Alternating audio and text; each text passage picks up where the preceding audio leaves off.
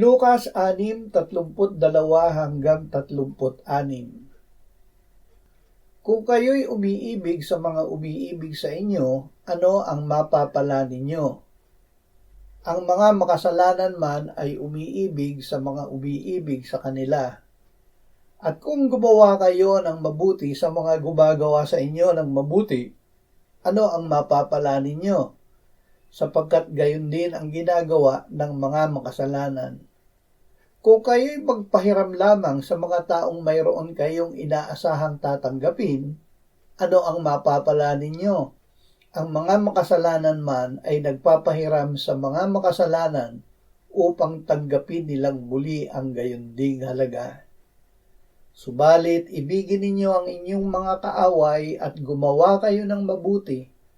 Magpahiram kayo na hindi umaasa ng kapalit. Malaki ang magiging gantimpala ninyo at kayo'y magiging mga anak ng kataas-taasan sapagkat siya'y mabait sa mga di mapagpasalamat at sa masasama.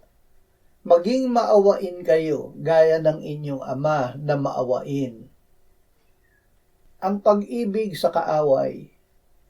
Ang Diyos ay pag-ibig. Iniibig niya hindi lamang ang mga gumagawa ng mabuti o ang may igaganting pag-ibig o kabayaran, kundi ang kanyang mga kaaway. Dahil sa kanyang pag-ibig, ibinigay niya ang kanyang anak na si Jesus na namatay para sa ating kasalanan upang tayo ay hindi mapahamak kundi magkaroon ng buhay na walang hanggan.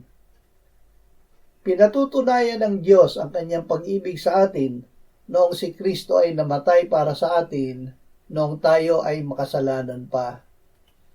Nang tayo ay sumampalataya at ating tanggapin si Kristo, ibinigay ng Diyos ang Espiritu Santo sa atin. Sa pamamagitan ng Espiritu Santo, ay ibinuhos ng Diyos ang kanyang pag-ibig sa ating puso. Dahil dito, magagawa din nating ibigin ang ating kaaway.